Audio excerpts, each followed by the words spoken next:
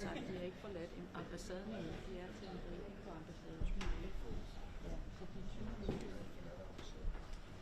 Og så har de 2 minutter hver. Alle 11 vil sige noget i et par minutter. Og så er der spørgsmål. Og så først efter det kører man til kastellet og lægger trækken. Det skal vi jo så også cancel. Så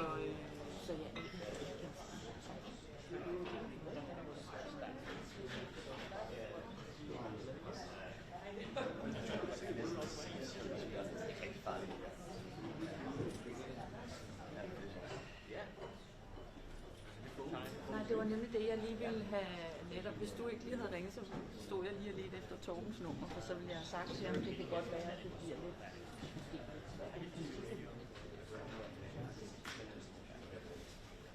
Ja.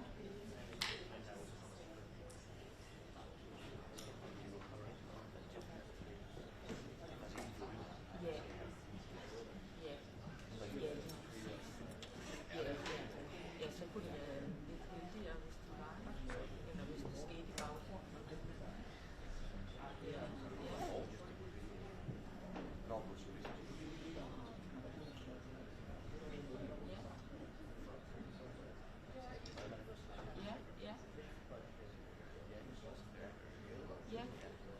Ja. Og det I gerne vil være, det er, hvad de har lavet, eller hvad de har sagt, eller hvad de vil. Ja. Ja. Og nu slutter de dag med at lægge nogle krænke. Jeg prøver at finde ud af, hvad det er for noget.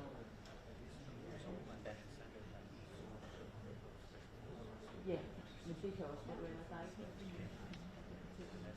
Det er bare sådan noget, man ja, så.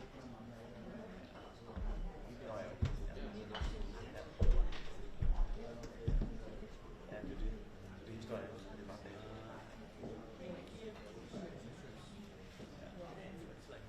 Ja.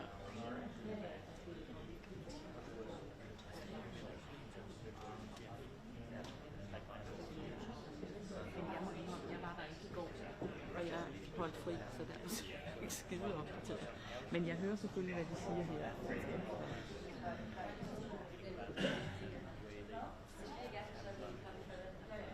Ja. Ja.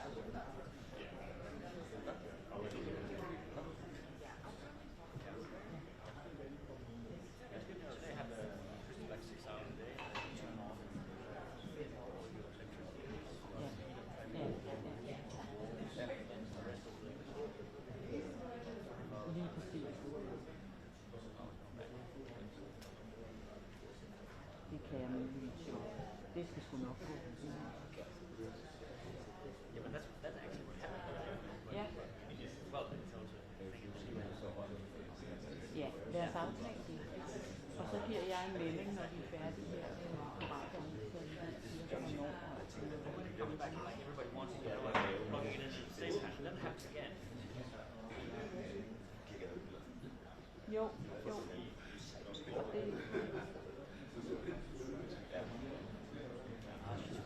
Ja, det tænker jeg også. Også fordi jeg ved ikke... Jo, altså... Jeg ved personligt. Det der er planer, det er, at vi rykker os fra stedet og dernede så hurtigt vi overhovedet kan.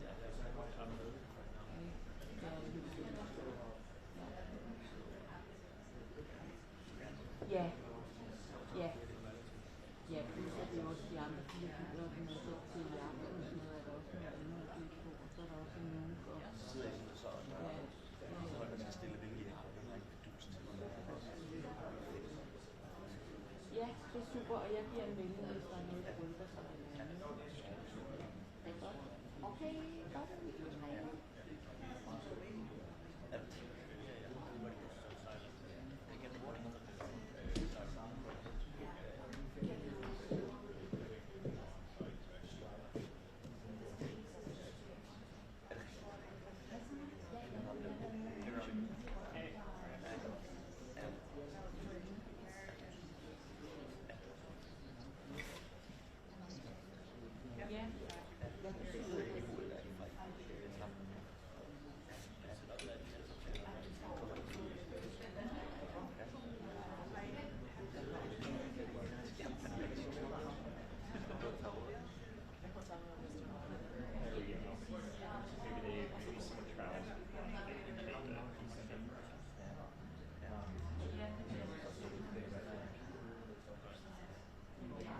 Who knew Northern Europe in January? How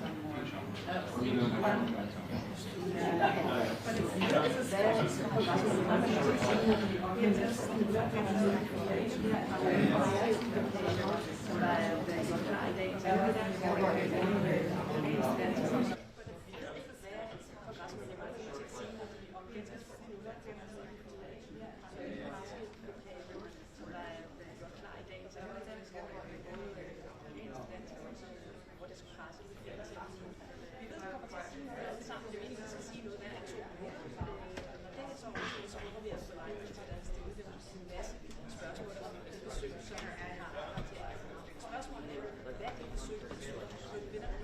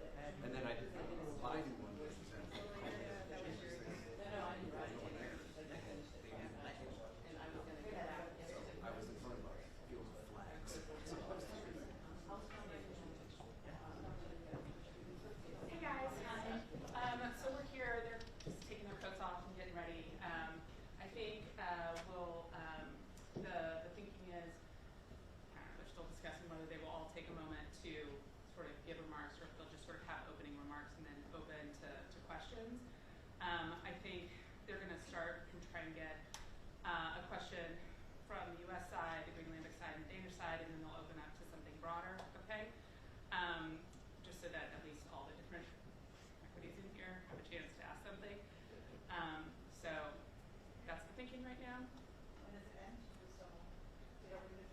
No, your reserve has not necessarily gotten smaller. We're just pushing a little later at Castellet. So I think the goal is to wrap by noon-ish.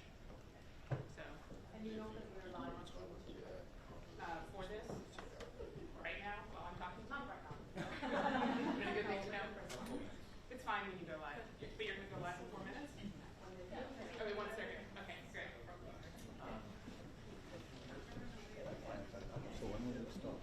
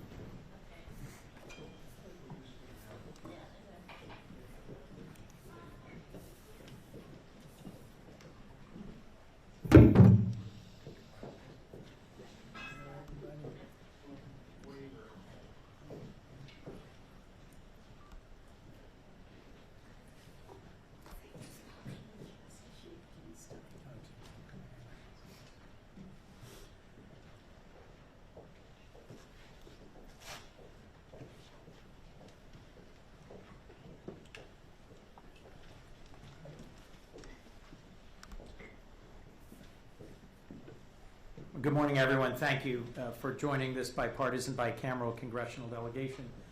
We appreciate the opportunity to give you a quick update on our trip so far. I'm honored to be joined by a group of senators that includes Senators Durbin, Shaheen, Murkowski, and Tillis, and members of the House that includes Congressman Meeks, Congressman Senator Welch. I neglected Senator Welch. Congressman Meeks, Congressman Hoyer, Congresswoman Jacobs, Congresswoman Dean, and Congresswoman McBride. We represent a very wide range of states and backgrounds. We serve on most of the major committees of Congress, and I am so grateful for their attention and engagement over the last few days. We've had the opportunity to meet with and hear from a very wide range of Danish and Greenlandic representatives. We had a terrific and constructive meeting with the Prime Minister and the Greenlandic Prime Minister, with the Defense Minister and Foreign Minister, the Deputy Prime Minister, with Danish industry, a purposeful lunch that was a good opportunity to hear from Danish industry, at the think tank DIIS, I think the Danish Institute for International Studies, and a really robust conversation with Parliament. In every one of these meetings or conversations, there were representatives from throughout the Kingdom of Denmark. The conversations we've had have reinforced a few simple points. One is that for 225 years, the United States has been blessed to have a good and loyal and trusted ally and partner in the Kingdom of Denmark. Later today, we will go to Castellet and lay a wreath to express our deep gratitude for the Danes who served alongside Americans in Afghanistan, Iraq, and elsewhere, and who lost their lives in defense of our common commitment to peace and to freedom. As an original NATO ally, Denmark has been a tremendous partner for us in security, and that relationship is rooted in deeply shared values, values of democracy, of self-determination, and of respect for territorial integrity. The conversation with Danish industry reinforced that Danish businesses invest heavily in the United States. They're the 16th largest source of foreign direct investment. There's roughly 200,000 Americans who enjoy great jobs because of Danish exports and investment in the United States. In listening to conversations we've had with the both think tank and that Senator Shaheen had with students at a university here, we got a broader range of the views of the people of Denmark. And in our purposeful and concrete conversations with parliamentary leaders, members of the cabinet, and the Prime Minister, both Danish and Greenlandic, we had a chance to discuss the current moment and how we move forward in a constructive way. A few simple observations. There are no pressing security threats to Greenland, but we share real concern about Arctic security going forward.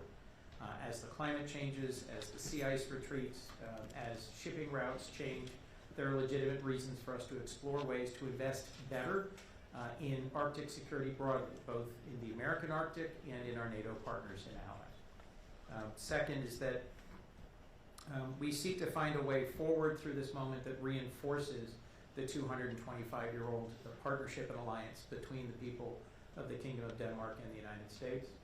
And we return to Washington after this trip with a renewed passion for finding ways that we can engage that are respectful and constructive.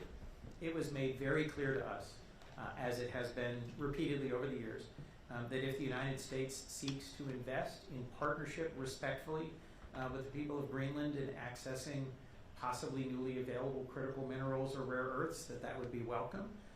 And that in partnership with the Kingdom of Denmark, if we wish to increase our investments in Arctic security, that would be welcome. But the challenge here is for that to be done in a way that is deeply respectful of Danish sovereignty and of our NATO alliance. So with that, I think we're happy to take questions, and we appreciate everyone who's been a part of this. I'm going to call on Trina first, if I might, just to make sure that Greenlandic Press gets a question asked and answered.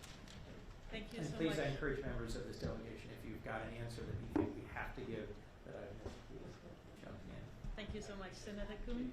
I would like to ask what can Greenland and the Greenlanders do to help this process moving forward? What can you say to them that they can, that they can help with? First, I just hope that you will reinforce that this is a respectful and constructive delegation that came more to listen than to talk. And speaking for myself, and I suspect it's true across all of us except Senator Murkowski, I learned a great deal about Greenland that I did not previously know. More than anything, that it is a remote and difficult place to live, and that the population of Greenland has managed to carve out of an exceptionally difficult environment, a culture and an approach to living that is worthy of deep respect, and that our assets there are relatively limited, and that our partnership with the Greenlandic peoples is critical to our having a better informed understanding of what the real circumstances are in Greenland and what the possibilities are for respectful partnership. I may Please. just add to that. There have been, I think, significant efforts between not only the native people in Alaska, but many Alaska business interests that have formed partnerships and relationships with the people of Greenland, focused on areas of common interest. We understand what it means when small communities are visited by a large cruise ship where the population of the tourists on the cruise ship is 3 times more than the population of your community, and how you still maintain the identity of a community when you have those visitors come in. So we've been sharing some best practices. Our fishermen have been talking to Greenlandic fishermen about how we deal with changes in ocean and the environment. We've been talking about different governance structures. I would encourage the Greenlandic people, keep those avenues of dialogue and partnership open. Oftentimes, when our capitals are in conflict, when the words are perhaps hard to translate at that level, it is at the sub-regional level that we are able to have that level of civility, of optimism, and forward movement that is positive. So I would offer that to the people of Greenland. The second thing that I would suggest is, just as Senator Coons has shared, there is so much that this delegation has learned about not only Greenland, the island, the territory, but about the Greenlandic people. And yesterday when we met with the parliamentarians, one of the things that was so moving was when a young parliamentarian shared the concept of ownership as an indigenous person of Greenland understands it. It is not the same concept that most people in Western society may relate to. So understanding the culture, the people, and only the Greenlandic people can do that. Only they can really share their stories, their lifestyle, and what it means to be part of a very harsh environment in challenging conditions, but that's who you are. And so to suggest that you might want to go move to an easier place doesn't make sense. So share those stories with not only the United States, but share them with the world, because the eyes of the world are on Greenland and Greenlanders. Let's not forget the people.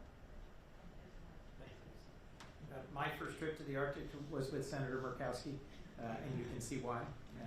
And there was a very earnest request from the Greenlandic parliamentarians for dialogue and for continued dialogue, which I very much hope Senator Murkowski and others among us will continue to facilitate. Elizabeth, did you have a question? Yeah, Elizabeth Miller from the New York Times.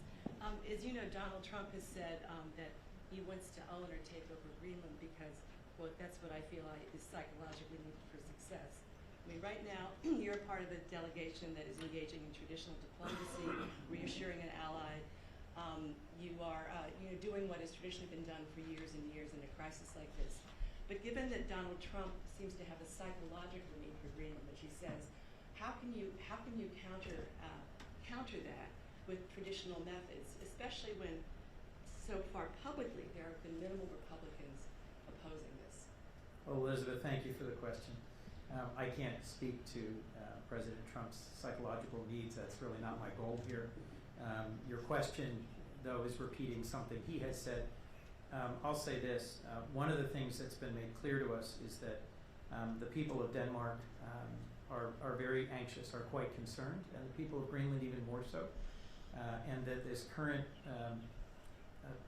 tone and tempo of statements about acquisition is not constructive. I think I speak for every senator and House member here in that we deeply value NATO, and that this 80-year-old alliance, this partnership, has been absolutely critical to the United States' security and prosperity and success. I was at the NATO summit, as was Senator Shaheen, Senator Tillerson, and others. This was a remarkably successful NATO summit last year at The Hague.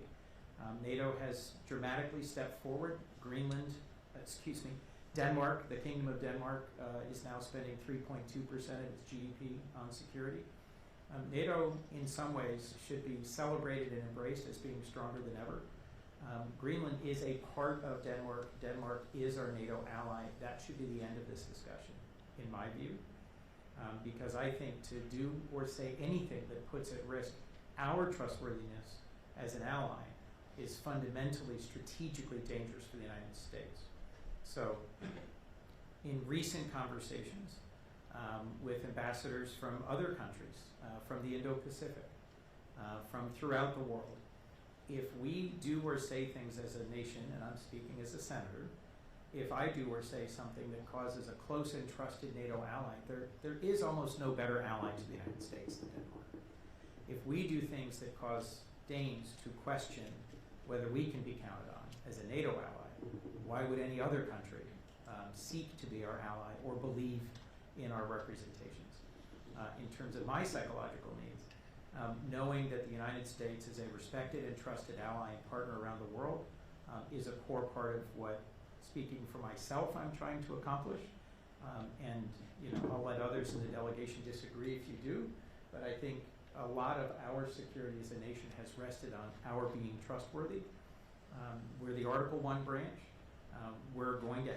We are having active conversations amongst ourselves about what is the wisest course of action. If nothing else, I think de-escalating the level, tone, and frequency of rhetoric around this and injecting some reality about what are the actual circumstances of the security threats. There are no current security threats to Greenland. How can we best navigate Arctic security together with NATO? And how can we best navigate access to newly emergent resources around the world together? Those are conversations that we intend to continue when we get back to Washington. So. But I will speak as the sole Republican that's standing here at this moment, because you have suggested that this is a partisan issue. Well, you're here, but Support for our friends and allies, whether they be the Kingdom of Denmark or others, should not be a partisan issue.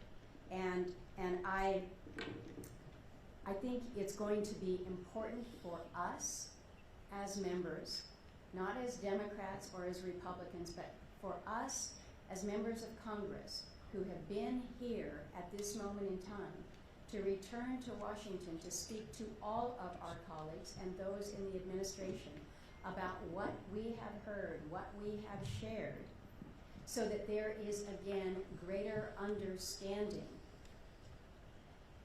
We cannot allow this to become a partisan matter. We just simply cannot. And I think the way that we keep it from being partisan is by full education, dismissing some of the assumptions that some may have, and then acting together. So you're not seeing a lot of Republicans here today. And I'm not going to give you the details of other members' schedules, but Senator Coons, quite honestly, you put this trip together pretty quickly. This is a period where the House members all have to go back to work this next week. And so we doubled the size of the Codel literally overnight.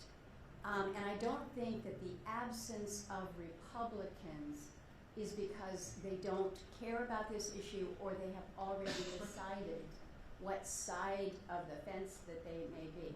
So I would not take that as an indicator of support or lack of support. But we do have our work to do when it comes to education. Stanley, you wanted to make a brief comment? I want to remind everybody, Senator McConnell, who's not here, put out a very strong statement.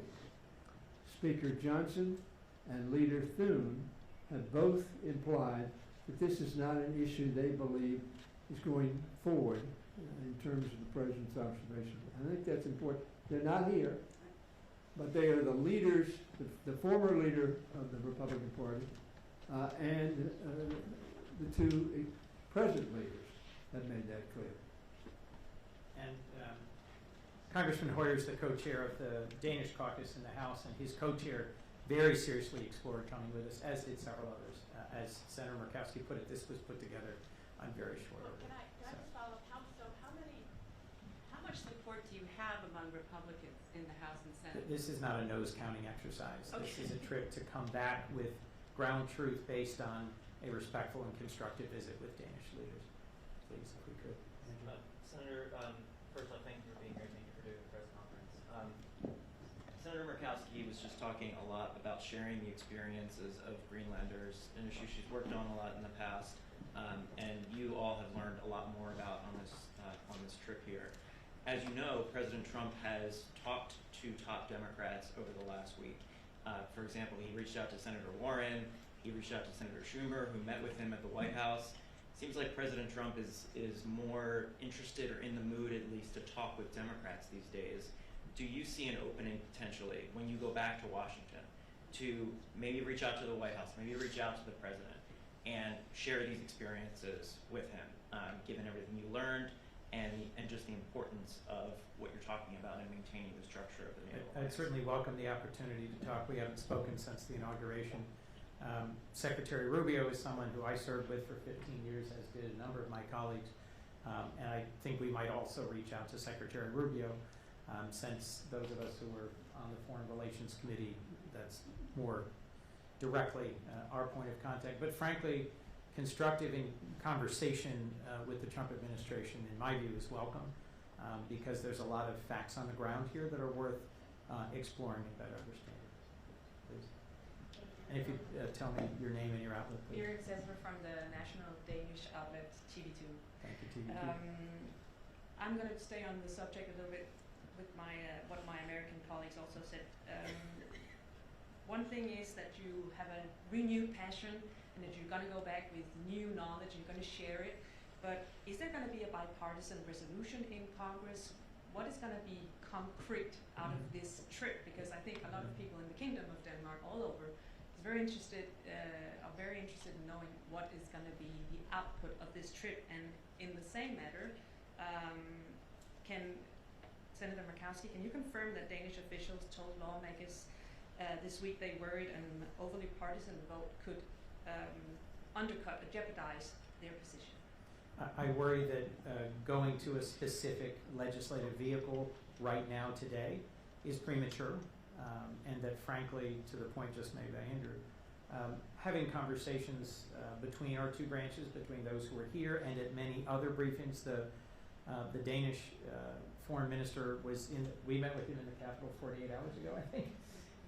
There's been a great deal of very positive diplomacy between Danish representatives and Americans over the last couple of days. Figuring out exactly what the right vehicle is, I think we should focus more on what is successful at de-escalating rhetoric and restoring a sense of trust between allies, rather than saying, I've got a resolution, oh, I've got a bill, no, I'm interested in moving this piece of legislation. What matters here in this moment is the outcome. And I don't think there's any disagreement about a desired outcome of a restored sense of trust and mutual respect between allies. But I'll let Senator Murkowski speak to your question. Elaborate on that? Of course. It doesn't seem like that's the same opinion or the same outcome that the president and his press secretary, for example, have from the meetings that has been between Danes. In my view, the most positive path forward would be a month from now. If I were to come back with a delegation, there'd be almost no one here, because it had stopped being a matter of alarm and understandable concern. So whatever accomplishes that objective, in my view, is the path we ought to take. Senator? We recognize that there have been multiple approaches to what resolutions could be adopted, what legislation could be worked on. Senator Shaheen has drafted a bill that I'm a co-sponsor on that reinforces again the role of NATO and the fact that Congress has a role here. I have teamed up with Senator Gallego with regards to a joint resolution, a sense of the Senate in terms of the shared partnership. We did a resolution, Peter, that was you and I earlier last year, just reinforcing, again, the U.S.-Danish relationship. I think those are constructive, good signals of, hey, we like you, we respect the relationship, and we want to build on that. We want to underscore that. Now, taking something to a vote is different than introducing something, right? Taking something to a vote is different than perhaps a hearing before the Foreign Relations Committee where we get more information out on the table more publicly. Those types of things, again, that advance a positive, constructive dialogue, I think are good. One of the concerns and one of the fears, if you will, and it goes back to the comment that I made earlier about not wanting to make an issue partisan. Sometimes when you actually look at the vote count, it's like, whoa, the Republicans have completely gone this way and the Democrats have gone this way, and so therefore it must be a partisan divide. I don't think, again, we want to encourage any message that makes it appear that support for the Kingdom of Denmark as our trusted and friend and ally for decades and decades should be a partisan issue. I just want to also say on the House side, you know, I've talked to several Republicans. They knew that I was coming here, and they tried to adjust on the House side, adjust their schedule so that they could come. There is a desire to make sure that whatever we do on various bills that are being looked at, that is done in a bipartisan way. So the dialogue and conversation that we're having, because of the importance of the relationship with our NATO allies and Denmark and Greenland, that's not seen publicly all the time, but the conversation is happening. It is a very real conversation because of the significance and the importance, I think, on both the House and the Senate side, and we're working collectively in that way. But just to elaborate on that, the president is also known to be a hard negotiator when he wants his way in Yes. different bills and different vote counts and so on. We'll let So- that play out in the weeks ahead. But my question is, even though that you have these conversations, which is nice to hear, is there could be a concern also that the president might have a better suggestion? It's hard to predict those. exactly what our president will do, and sometimes he does have better suggestions. I have a number of hands. I'm going to keep moving. Anders, if I could. My name is Anders. I come Anders. from Politiken, a daily newspaper. Mm. From your perspective, is there anything Denmark and Greenland can do to reduce the tensions currently having? First, thank you. It's very helpful for Americans to understand the actual facts and the actual circumstances. Very few Americans have been to the North Slope of Alaska and really understand what that environment is like.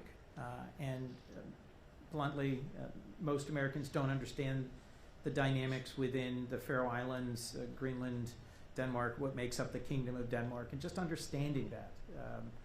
Part of our role is to go back. We are laying a wreath after this. Part of our job is to go back and to make sure that more Americans understand just how valuable this partnership is. But if I could quote Soren Kierkegaard, and forgive me, faith sees best in the dark. This is a moment where our very positive relationships have dimmed a bit, and I hope that the people of the Kingdom of Denmark do not abandon their faith in the American people, in our fundamental goodness, in our respect for Denmark and for NATO and for all we've done together. The Americans who were deployed and served in Iraq and Afghanistan know better than anyone that Danes served alongside them in some of the hardest missions and in some of the most difficult places and did it honorably and well. And so you've already done the hard work. We simply need to remind our nation of that so that our ongoing conversations domestically within the United States and members of Congress and between the branches of our government are better informed by the facts. Thank you. So yesterday President Trump suggested that tariffs would be the solution to the United States taking possession of Greenland. Mm-hmm. Is that realistic? And if he were to take steps in that direction, do you think the Congress would find a way to stand in the way of using tariffs as a cudgel in these negotiations? Well, one of the lovely things, as you well know, is that our government has 3 branches, and I suspect the Supreme Court will be speaking to that point soon. Look, I think that the Constitution gives to Congress more of the power that is currently being exercised in tariffs, and in a way that is perhaps novel in modern history. And I think since this is an issue directly before the court, we'll see what the Supreme Court has to say as to whether the use of tariffs as a tool against close and trusted allies to try and achieve a strategic objective is really the wisest and most available. Last Sir. question. Senator Coons, Ian Sherwood from the National. Could I just ask, how much do you think the actions by Denmark and other European allies to move resources to Greenland will address the concerns of the President that is expressed? Secondly, I also believe that NATO is also working on a plan to further enforce resources in the region to address the concerns of the President. And how much do you believe that these comments by the President damage the relationship with Europe and embolden America's adversaries? So first, I think the most pressing and current security threat in this entire region is the ongoing war of aggression by Russia against Ukraine. And it bears repeating, and I will repeat back home, that the Kingdom of Denmark has been one of the strongest supporters of Ukraine, has dedicated billions of dollars, has transferred critical advanced assets, has dedicated billions of dollars to the support of Ukraine. And so to those Americans who misperceive the balance of who has put more into this urgent fight, Danes deserve great recognition for the significance and strength of their support for Ukraine. That our NATO allies choose to engage in an exercise that demonstrates a willingness to invest more in Arctic security, I think should be welcome and celebrated. I think it's important for us to realize that the High North is becoming more and more an area of concern for the longer term. NATO, because of Putin's strategic, I think, profound misstep, has doubled the length of its border with Russia, and the High North for Finland and Sweden, which is now an expanded part of NATO, is of renewed concern. So seeing active training and deployments into one of the harshest, most remote places on Earth, I think we should take as an encouraging signal. And part of the goal that animated, I think, all of us to change our plans on fairly short notice and come to Denmark was to reassure allies and partners and to rebuild some of that. We recognize those are relationships that are under some real strain at the moment.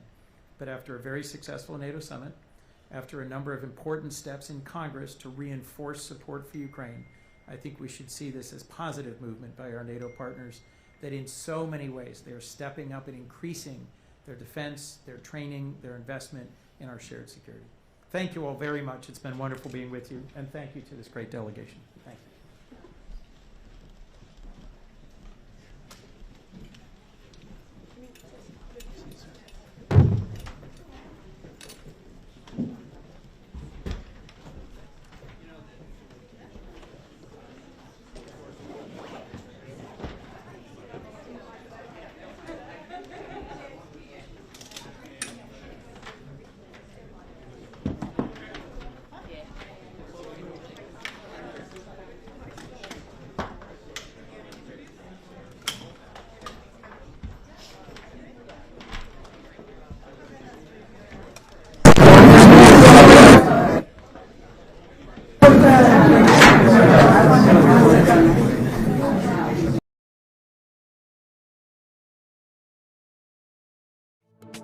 大家好，我是主播林家远。生活压力大，失眠、浅眠是现代人常见的烦恼。太阳星全效克菲尔益生菌现在进一步推出晚安加强版，添加水染伽马、色氨酸、茶氨酸、香蜂草4大天然草本，帮助睡眠的配方。选择太阳星全效克菲尔益生菌，做好日常保养，身体轻松无负担。每日克菲尔，时刻美好 ，Good Feel Good。请上快点购为健康下单，输入推荐码有额外折扣。太阳星全效克菲尔益生菌基础版、晚安加强版，新包装改版，内容不变，抽取更方便，要吃就吃最好。